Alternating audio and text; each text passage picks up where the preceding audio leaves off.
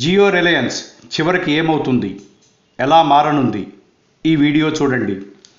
భారత టెలికాం రంగంలో రిలయన్స్ జియో సృష్టిస్తున్న సంచలనం గురించి ప్రత్యేకంగా చెప్పుకోవాల్సిన అవసరం లేదు. అసలు దీనిని ఎంతవరకు నమ్మవచ్చు? దీని వెనుక ఏదో పెద్ద కుట్ర దాగి ఉంది. అసలు అన్నీ ఫ్రీగా ఎందుకు ఇస్తున్నాడు? దీనివల్ల రిలయన్స్కి ఎలాంటి లాభాలు రానున్నాయి అనేది సగటు జియో వినియోగదారుడి ముందున్న ప్రశ్నలు. నిజానికి ఇలాంటి ప్రశ్నలు ఉన్నా కూడా రిలయన్స్ జియో డిజిటల్ ఎక్స్ప్రెస్ల ముందు క్యూ లైన్ మాత్రం తగ్గటం లేదు. రోజుకి లక్షల సంఖ్యలో వినియోగదారులు జియోకి సబ్స్క్రైబ్ అవుతున్నారు. దీని దెబ్బకు భయపడిన పోటీ సంస్థలు కూడా ఆకర్షణీయమైన ఆఫర్లను ప్రవేశపెడుతున్నాయి. గతంలో అందరికీ ఒక విషయం గుర్తుండే ఉంటుంది. ఇలాగే 2002లో జియో లాగానే సిడిఎంఏ సర్వీసులను అందిస్తూ ఉచితంగా డిజిటల్ ఫోన్ను కూడా అందించిన రిలయన్స్ అప్పుడు కూడా సగటు వినియోగదారుడు కేవలం 500 రూపాయలకే అన్లిమిటెడ్ ఫ్రీ ఫోన్ అంటూ ఎగబడి మరీ కొన్నాడు. ఆ తర్వాత ఆ క్వాలిటీని, నెట్వర్క్ని మెయింటైన్ చేయలేక చేతులు కాల్చుకుంది రిలయన్స్ గ్రూప్. మళ్ళీ అదే విప్లవాత్మకమైన ఆఫర్తో ఇప్పుడు జియో అంటూ వచ్చింది. అసలు ఈ జియో వెనుక రహస్యం ఏంటి? 14 సంవత్సరాల తర్వాత ఫ్రీ ఆఫర్ అంటూ మార్కెట్లోకి ఎందుకు వచ్చాడు? చివరికి ఈ సేవలు ఎలా టర్ను తీసుకుంటాయి? ఎటువంటి ట్విస్టులను మనం చూడబోతున్నాం అనేది తెలుసుకోవాలంటే మా ఈగల్ మీడియా అందించే ఈ వీడియోను చూడాల్సిందే. జియో లాంచింగ్ కార్యక్రమంలో ముఖేష్ అంబానీ డాటా ప్లాన్ల గురించే ఎక్కువ మాట్లాడాడు. ఇండియాలో 2G మరియు 3G నెట్వర్క్ల పరిస్థితి ఎలా ఉంది, తమ రాకతో ఆ పరిస్థితి ఎలా మారనుంది, డేటా ప్లాన్లతో సహా వివరించే ప్రయత్నం చేశాడు. అయితే ఆయన ప్రకటించిన ప్లాన్లన్నీ అత్యంత సంక్లిష్టంగా ఉండటమే గాక వాటిలో పారదర్శకత లోపించిందనేది అందరూ చర్చిస్తున్న విషయం. ఒక్కసారి 2002 నాటి పరిస్థితులను గమనిస్తే అప్పటి వరకు ఎవరూ వినని ప్లాన్లతో మార్కెట్లో ఒక విధ్వంసకర ఆవిష్కరణలాగా రిలయన్స్ తన ప్లాన్లను ప్రకటించింది. ఉచిత ఇన్కమింగ్ కాళ్ళు, 15 సెకండ్లకు 10 పైసలపై అవుట్ గోయింగ్ కాళ్ళు, రిలయన్స్ టు రిలయన్స్ ఉచిత అవుట్ గోయింగ్ కాళ్ళు, ఇలా అనేక రకాల ఆఫర్లతో టెలికాం మార్కెట్ల విధ్వంసం సృష్టించింది. అది ఒక సెకండ్లాగా అప్పుడు అనిపించింది. ఇప్పటి జియో సంచలనం కూడా సరిగ్గా అప్పటి పరిస్థితులను ప్రతిబింబిస్తుంది.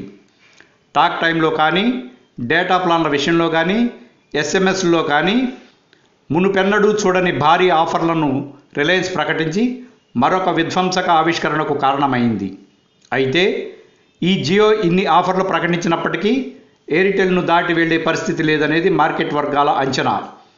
మరి ఎక్కడ వైఫల్యం చెందింది? జియో అసలైన విధ్వంసం ధరల విషయంలో జరిగింది. అవును, మొదటి 3 నెలలు ఉచిత డేటాను ప్రకటించిన జియో ఆ తర్వాత నుండి రాబోయే తన డేటా ప్లాన్లను ప్రకటించింది. సరిగ్గా 14 సంవత్సరాల క్రితం ఏం జరిగిందో ఇప్పుడు కూడా అదే జరుగుతుంది.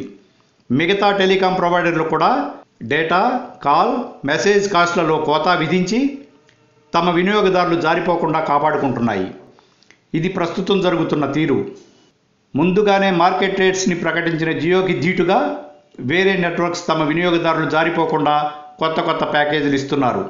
అందులోనూ ఇప్పుడు ఉన్న జియోకి సరిగ్గా నెట్వర్క్ లేదనే విషయాన్ని కూడా వాళ్ళు గమనించారు. జియో ప్రకటించిన ఆఫర్లో నెలకు 499 రూపాయలతో రీఛార్జ్ చేస్తే 4GB 4G డేటా లభిస్తుంది. దీనితో పాటు రాత్రిపూట అపరిమిత డేటా వినియోగంతో పాటు జియోపై వైఫై హాట్స్పాట్లలో 8GB డేటా వినియోగాన్ని అందిస్తుంది. ఈ సేవలు కూడా రాత్రిపూట, అయితే కేవలం 2 గంటల నుంచి 5 గంటల వరకే ఉంటాయి. ఆ టైంలో ఎవరూ మేల్కొని ఉండరు.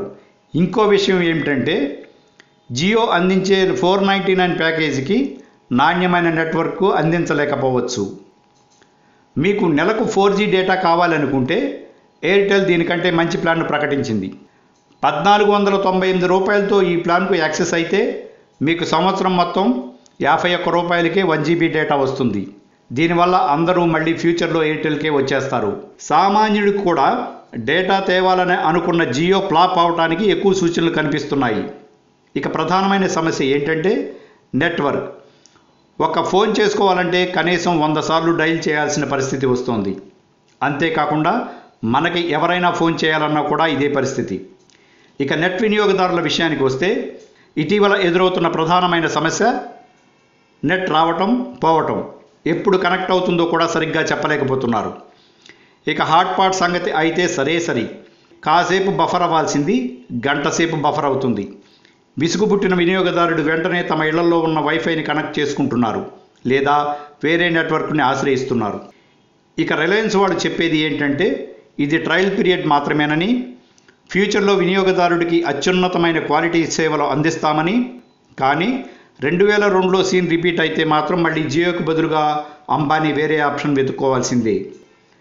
మరి చివరికి ఎలాంటి పరిస్థితులనైనా తట్టుకొని వినియోగదారుడికి క్వాలిటీ సేవలు అందిస్తే మార్కెట్లో అందరూ జియో అంటారు, లేదా మళ్ళీ సీన్ రిపీటే వేరే నెట్వర్క్స్ ప్యాకేజ్ గురించి అడుక్కోవాల్సిందే. Like and subscribe Eagle Media Works.